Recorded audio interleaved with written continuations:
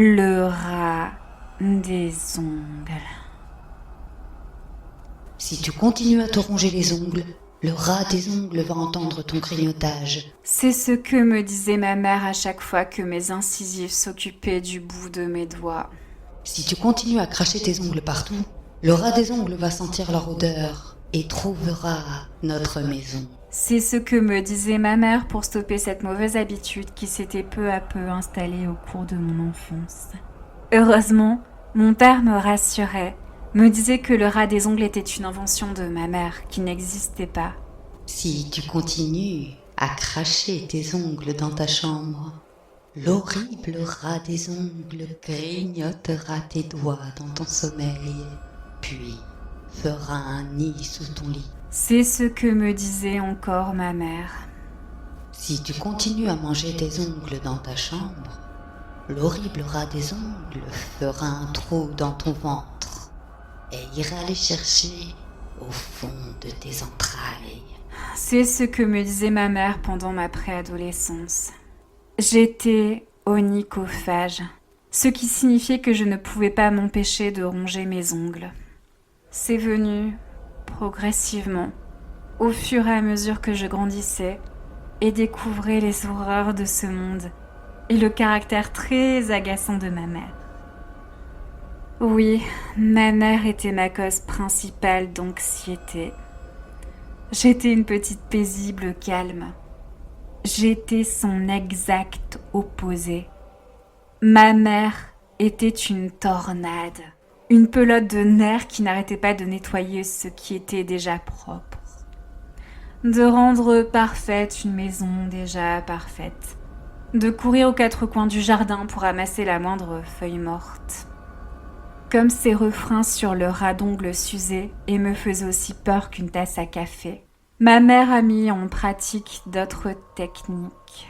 Morceau de sparadrap au bout des doigts, gants noués autour du poignet avec un serre à lien, menaces multiples comme me couper les doigts ou m'arracher les ongles.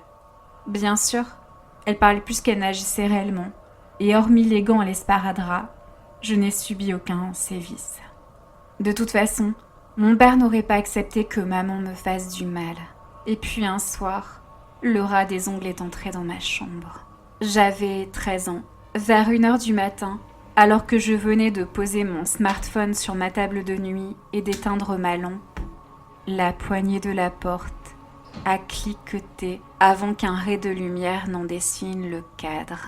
Les gonds ont sinistrement grincé, comme si un violoniste fou jouait une note discordante derrière la porte. Un long museau est apparu en premier. J'étais horrifiée. Surtout que j'avais lu quelques creepypastas particulièrement effrayantes avant d'éteindre ma lampe. La truffe rosâtre se levait par à coups, reniflant sans doute l'odeur de mes bouts d'ongles perdus dans la moquette. En retrait de cette truffe immonde, 2 incisives jaunâtres étaient aussi grandes que ma main. Le museau était long, anormalement long, des yeux rouges vifs, aussi gros que des boules de pétanque sont ensuite apparues. La gueule a encore avancé dans l'ouverture, révélant 2 oreilles couvertes de poils qui tombaient jusqu'aux yeux sans paupières. J'ai hurlé quand le rat a passé le reste de son corps dans l'entrebâillement. Il était long et gros, vraiment très gros. Il s'est levé d'un coup et a avancé à grands pas vers mon lit, ses longues griffes repliées sous son museau. Sur l'instant, je n'ai pas remarqué que son corps était couvert d'une chemise de nuit grisâtre, comme celle que portait ma mère. Ses genoux craquaient à chaque pas. J'entendais aussi le claquement de ses dents. J'ai saisi ma lampe de chevet et l'ai braquée devant moi. C'est alors que le rat a parlé. Tu as mangé tes ongles, vilaine petite fille. Je vais te dévorer le ventre. Cette voix, je la reconnaissais parfaitement. C'était bien celle de ma mère. Maman ? Ai-je balbutié. Je suis Le rat des ongles. Je vais punir la petite peste dans son lit. Le rat s'est penché au-dessus de moi et a commencé à me caresser le ventre avec ses longues griffes. Ça ne faisait pas mal. Au contraire, j'aurais pu dire que ça me chatouillait. D'un réflexe, j'ai vivement repoussé sa main. Laisse-toi faire, ma petite. Tu vois bien que le rat des ongles ne veut pas te faire de mal. Au contraire, il va t'apprendre à devenir une femme et donner du plaisir aux hommes. J'ai chopé une oreille de son horrible tête et j'ai tiré dessus. Le masque m'est resté dans les mains. J'ai allumé ma lampe avant de hurler. « Mais qu'est-ce que tu fous, bordel ?» Ma mère restait immobile me fixant d'un regard vide. Un voile laiteux couvrait ses pupilles et de l'écume coulait de sa bouche. Je l'ai secouée, elle n'a pas réagi. Ne sachant pas quoi faire avec elle, je l'ai ramenée dans son lit. J'avais l'impression de manipuler une poupée de chair. Je pouvais en faire ce que je voulais. Les yeux grands ouverts, elle regardait fixement le plafond. On aurait dit un état catatonique. Mon père n'était pas là. Je l'ai appelé sur son portable. Il m'a dit de ne rien faire et d'attendre son retour prévu le lendemain après-midi. Il m'attendait à la sortie du collège.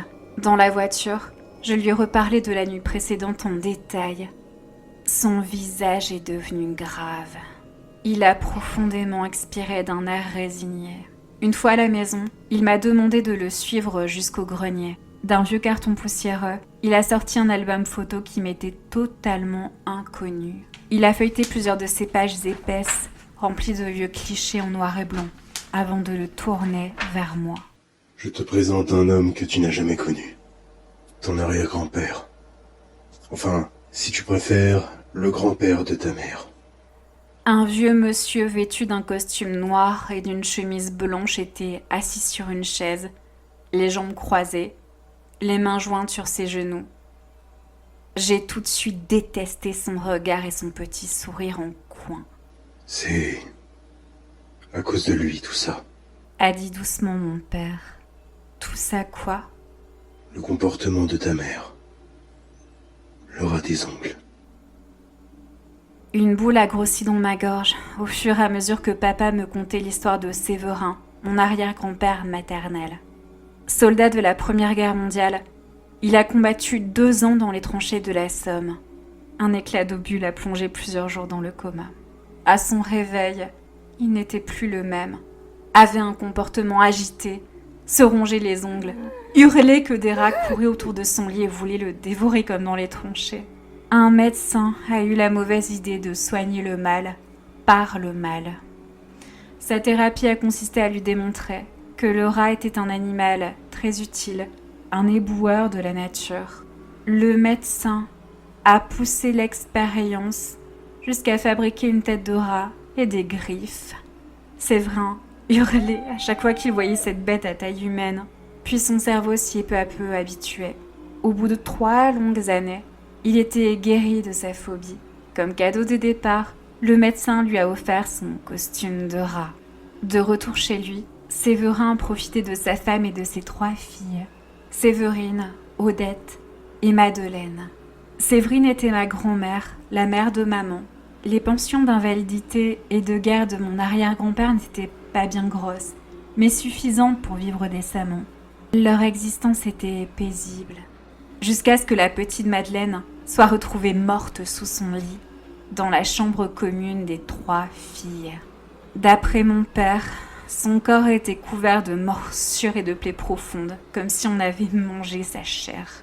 Séverin a été accusé de cannibalisme, mais aussi de sévices physiques, la petite ayant subi des attouchements et une défloraison précoce.